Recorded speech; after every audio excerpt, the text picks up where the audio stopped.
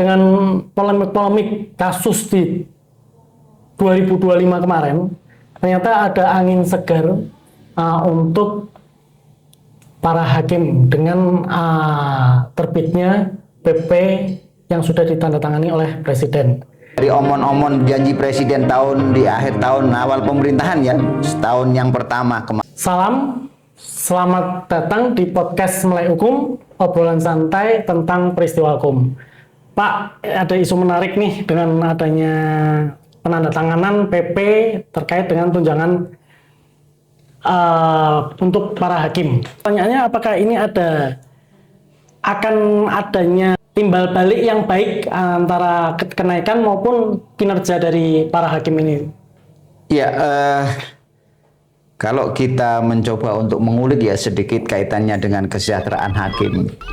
Memang kalau kita lihat dari sisi how much-nya begitu, berapa besarannya, itu tentunya sesungguhnya kalau kita bicara sebagai sebuah profesi ya, profesi hakim kan profesi yang sangat mulia begitu kan, sehingga kemudian sesungguhnya sudah tidak ada persoalan dengan penghasilan, pendapatan ataupun salari, itu sudah bukan persoalan lagi. Dan memang sesungguhnya kalau kita bisa melihat dari konteks penghasilan, memang kalau dari sisi besarannya ya, karena mereka hakim-hakim ini adalah sebagai aparatur sipil aparatur negara ASN, maka ya standarnya yang pertama itu, bahwa kemudian ada tunjangan kinerja dan lain sebagainya, itu persoalan yang kemudian memang sudah lebih sesungguhnya kalau kita bicara dari kesamaan sebagai sebuah pekerjaan, artinya kita bicara salah. Maaf saya potong. Ini sejahtera ini artinya boleh tahu nggak kisaran berapa nih? Ya, kalau hakim kan sebagai ASN hampir sama dengan ASN. Cuman persoalannya ketika misalnya mereka ditempatkan, apalagi yang hakim-hakim muda gitu, hakim pratama itu ditempatkan di daerah, misalnya ada tunjangan kemahalan, ada tambahan-tambahan semacam itu. Tapi pada prinsipnya ketika berbicara sebagai sebuah profesi, sesungguhnya apapun itu begitu, ketika seseorang beritikat atau berniat menjadi seorang hakim, itu tentunya sudah harus menakar dirinya ya, harus menakar dirinya bahwa ini adalah profesi yang tidak sudah terlepas dari urusan-urusan duniawi ya, termasuk penghasilan, bahwa kemudian ada hak yang diberikan karena pekerjaannya, profesi tersebut oleh negara, itu adalah kepantasan yang diukur oleh negara. Persoalan bahwa cukup atau tidak cukup atau how much-nya besarannya, itu adalah persoalan yang sangat matematis ya. Tapi setidaknya ketika memilih ya sebagai seorang akan berprofesi hakim ini, tentunya mau tidak mau ya harus lepas dari itu sesungguhnya. Tapi karena persoalan kan ada birokrasi dan lain sebagainya, itu persoalan yang manusiawi. Nah, kaitannya dengan tahun 2026 ini kan kita kemarin dihebohkan gitu kan, dihebohkan dengan hiruk pikuk kebaruan KUHP, KUHAP begitu. Nah, sekarang ternyata dari omon-omon janji Presiden di akhir tahun awal pemerintahan ya, setahun yang pertama kemarin kan ada akan kenaikan tunjangan begitu kan. Nah, kalau pertanyaannya kenaikan tunjangan itu apakah berpengaruh terhadap kinerja atau bahkan integritas hakim, maka pertanyaannya kemudian jawabannya begitu adalah ketika pada saat awal peristiwa keinginan kenaikan tunjangan itu dijanjikan oleh Presiden sampai berapa 80% lebih gitu ya, atau 200% lebih begitu dari penghasilannya, maka kemudian pada saat itu kalau tidak salah ingat, kita kan masih tahu kemarin ya, tahun kemarin setelah ada keinginan dari Presiden untuk menaikkan, janji Presiden di 17 Agustus ya, untuk menaikkan gaji tunjangan hakim atau penghasilan hakim ini di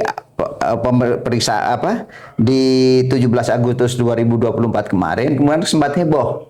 Masyarakat dihebohkan, hakim sudah tinggi berarti penghasilannya, maka harus menunjukkan integritas dan kinerjanya. Tapi ternyata kemudian di akhir tahun terjadi peristiwa yang sangat memalukan di dunia peradilan. Tertangkapnya hakim karena kasus suap dan lain sebagainya, kasus penanganan perkara dan lain sebagainya, itu kan menunjukkan bahwa ternyata kalau toh sudah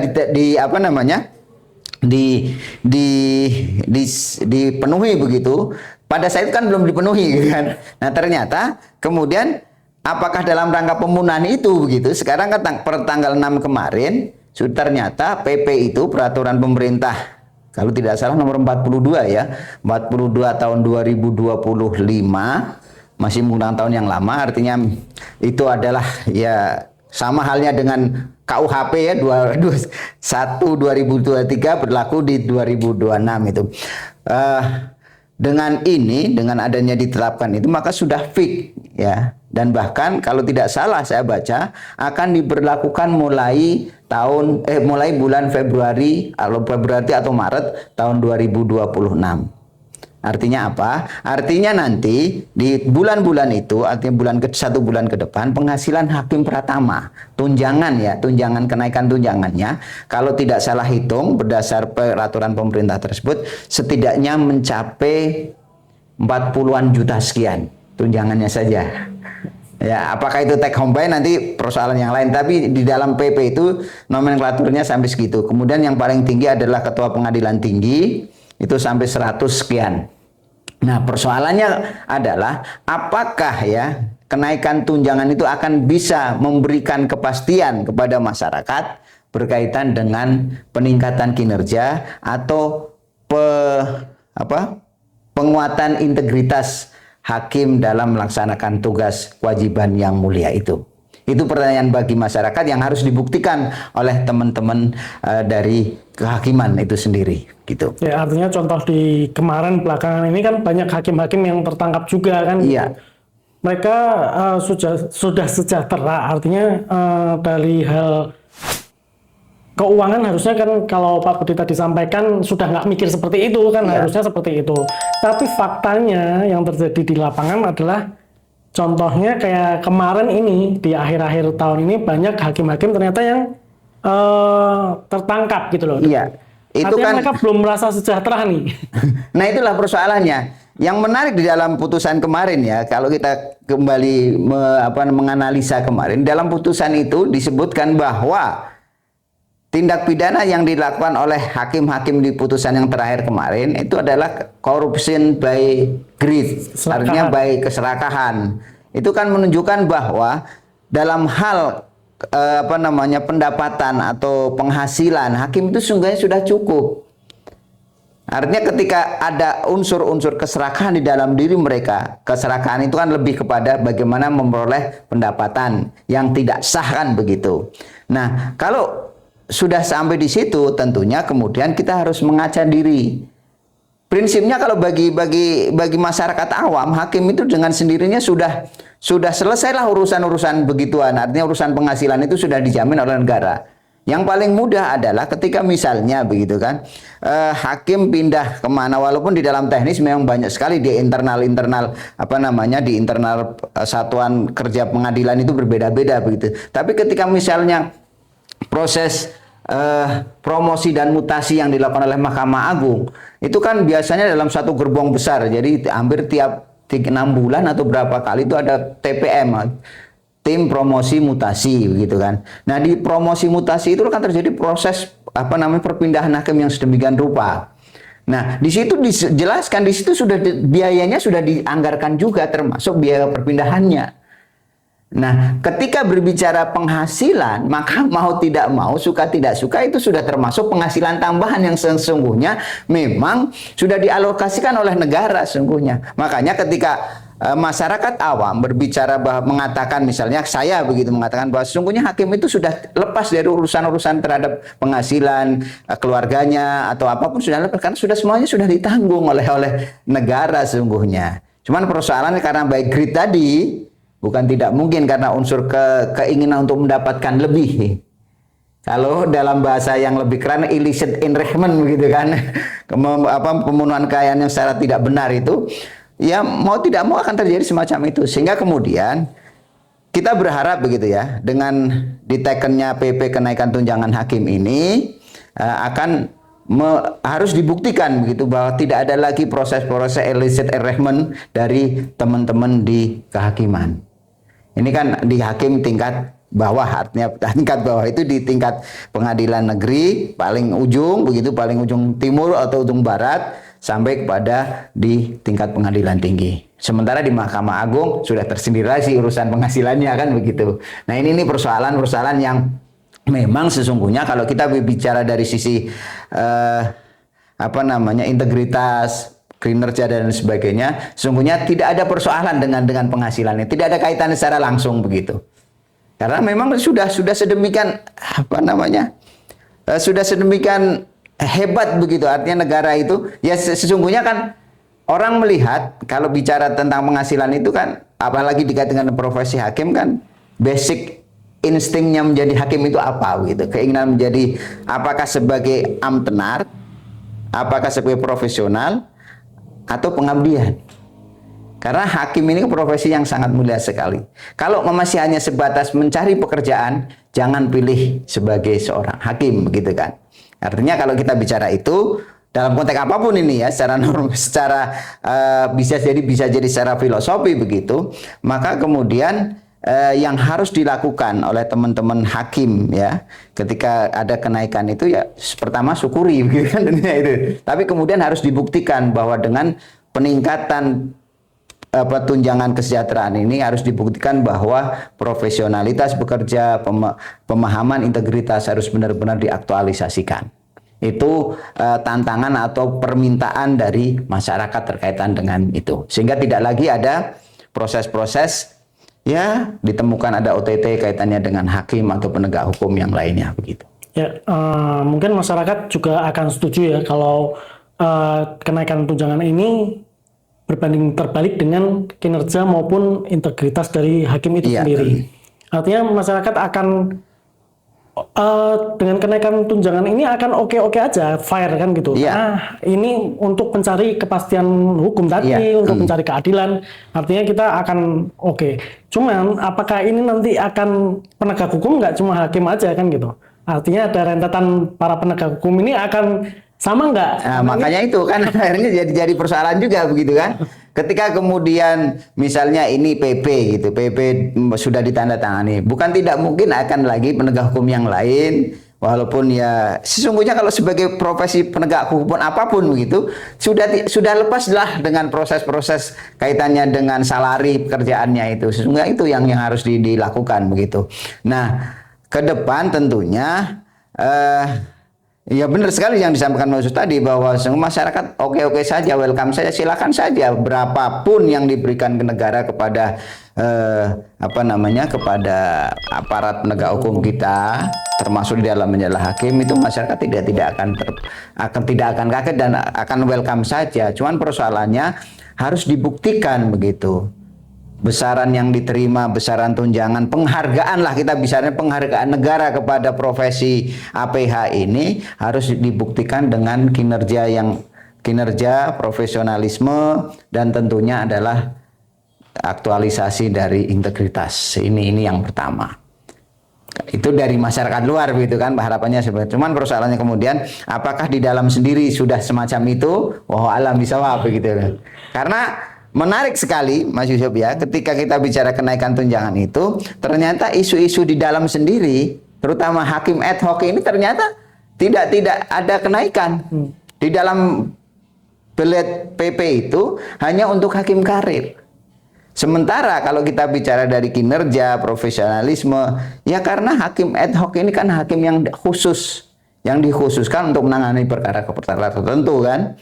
Di situ ada hakim niaga, hakim PHI, hubungan industrial, hakim tindak pidana korupsi, hakim HAM gitu kan. Ada 3 ini kan kekhususannya sudah diatur dengan undang-undang sendiri. Tapi kalau bicara dengan PP kaitannya tunjangan ini, di PP 42 ini yang 25 sama sekali tidak disebutkan. Oke, hakim ad hoc tidak termasuk. Tidak termasuk. Nah, ini kan apakah kemudian ada penganaktirian pemerintah terhadap hakim ad hoc begitu?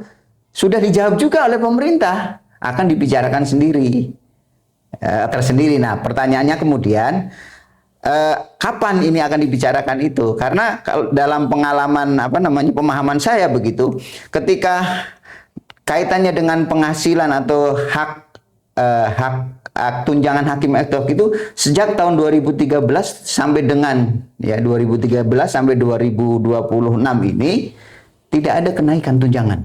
Artinya mereka masih stuck dari 2013 zamannya Pak Susilo Bambang Yudhoyono, Jokowi 2 kali periode, sampai sekarang belum ada kenaikan tunjangan. Artinya dari jumlah besarannya kembali, walaupun tadi kalau kita bicara dari sisi memilih profesi hakim apapun, apakah karir atau itu harus lepas dari itu. Cuman persoalannya adalah hak yang diberikan negara inilah yang, karena profesi itulah negara memberikan penghargaan. Nah, kemudian muncul istilah kehormatan, kan akhirnya istilahnya di ad hoc itu uang kehormatan. Nah, ad hoc ini kan ya dari 2013 sampai sekarang tidak ada kenaikan. Bahwa kemudian pemerintah akan mengagendakan sendiri kaitan dengan PP ini, pertanyaannya kemudian kapan? Ya kan? Karena apa? Karena kalau di teman-teman hakim ad hoc itu ada gerakan-gerakan, ini sudah ada mulai gerakan, apakah gerakannya mogok sidang dan lain sebagainya. Itu ya dalam konteks sebuah perjuangan boleh-boleh saja begitu kan. Persoalannya apakah kemudian ketika hak mogok itu digunakan, ya kalau kita bicara konteks hak mogok buruh begitu atau pekerja begitu, tidak mengganggu terutama ketika hakim mogok ad hoc begitu kan. Karena selentingannya begitu, forum hakim ad hoc ini akan melaksanakan mogok sidang tanggal 12 sampai 21 besok Januari, sebelum melakukan aksi lebih lanjut ke DPR. Nah ini kan kalau itu terjadi benar di seluruh Indonesia, bayangkan berapa persidangan yang tertunda kaitannya dengan khususnya perkara-perkara khusus, tidaknya korupsi, kemudian niaga, ya kan? Kemudian niaga tidak ada hakim, betulnya korupsi, PHI, kemudian perikanan, HAM. Itu berapa? Tapi yang paling menarik adalah korupsi karena yang banyak sekali begitu. Berapa perkara-perkara kalau memang kemudian pada tanggal 12 besok itu akan terjadi mogok nasional. Presiden menyampaikan bahwa akan membicarakan itu hanya sekedar, nanti jangan-jangan hanya sekedar ini aja untuk meredam gejolak dari hakim-hakim ad hoc ini tadi kan, seperti itu. Iya kan, prosesnya hampir sama dengan yang lalu. Jadi tahun yang lalu itu ketika sama dengan sebelum ditekennya PP ini, sebelum dijanjikan PP ini adalah ketika tanggal pidato presiden akan menaikkan gaji tunjangan hakim karir, itu kan di bulan berikutnya sempat ada semacam demo ke DPR dari hakim-hakim, termasuk hakim Evo di situ, menyampaikan sampai mereka menangis-nangis, diterima oleh Komisi 3, kan kita lihat itu videonya begitu kan. Penghasilan di hakim daerah adalah sekian dan lain sebagainya. Itu kan prosesnya sama seperti itu. Kemudian pemerintah mengatakan itu. Tapi kemudian terjadilah kasus OTT itu yang menampar muka Mahkamah Agung. Sehingga kemudian pembicaraan kaitannya dengan kenaikan tunjangan itu agak meredah. Nah, entah kenapa ini kok kemudian di 6 Januari ditandatangani oleh Presiden. Apakah imbal jasa? Wallahu alam, kita tidak bicara pada konteks itu. Tapi yang jelas, ketika berbicara tentang kenaikan tunjangan, harus diimbangi dengan peningkatan kinerja, profesionalitas, dan integritas dari hakim itu. Bahwa kemudian ada hakim lain yang belum mendapatkan, mau tidak mau itu menjadi tanggung jawab pemerintah untuk segera melaksanakan. Masyarakat tidak ingin melihat bahwa kemudian ketika terjadi perbedaan ini ya, kaitannya hakim karir dan hakim, kemudian terjadi kalau bahasa sekarang kan obstruction of justice gitu kan. Bahkan di KUHP baru ada penundaan penghalangan persidangan itu ketika persidangan tidak jadi karena hakimnya mogok begitu kan. Bisa kena pidana juga kan itu. Kalau kita bicara konteks KUHP yang baru begitu. Jadi ini kan implikasinya akan sangat berat sekali sesungguhnya ketika kemudian sampai ada pemogokan massal yang dilakukan oleh hakim ad hoc kaitannya dengan kenaikan tunjangan itu. Ya, artinya masyarakat juga tidak akan mempermasalahkan dengan kenaikan tunjangan hakim, tapi juga seperti itu harapannya juga agar nggak adalah kerakusan lagi dari hakim ini terjadi di kemudian hari. Iya. Dengan adanya penekanan di 6 Januari, ada PP yang baru ini untuk kenaikan tunjangan, yaitu harapannya kinerja profesional seorang penegak hukum itu dituntut oleh masyarakat agar secara profesional harus dibuktikan, bukan harus dibuktikan oleh hakim sehingga tidak terjadi lagi peristiwa-peristiwa yang memalukan. Ya, oke, seperti itu. Ya, mungkin itu Pak Budi untuk podcast kali ini. Sebelum kita tutup, kita akhiri, ada yang ingin disampaikan? Ya, Sesungguhnya kalau bicara tentang penghasilan bagi seorang hakim itu sudah nothing sesungguhnya. Tapi karena ini adalah berkaitan dengan hak-hak ya, yang diberikan negara ya, kepada sebuah profesi hakim, maka ini harus kita dukung begitu ya. Kita dukung persoalannya. Apakah kenaikan itu bisa membuktikan, ya kan, membuktikan bahwa dengan naiknya itu meningkat kinerja, profesionalisme dan pemahaman aktualisasi sikap-sikap integritas hakim itu. Itu saja sebenarnya. Sederhana hidup itu. Oke. Baik, seperti itu mungkin kita bisa gali lebih dalam lagi untuk di podcast-podcast berikutnya. Sekian mungkin dari kami, terima kasih yang sudah tetap setia untuk menonton podcast Melek Hukum. Terima kasih Pak Budi, sekian dari Terima kami. kasih. Salam.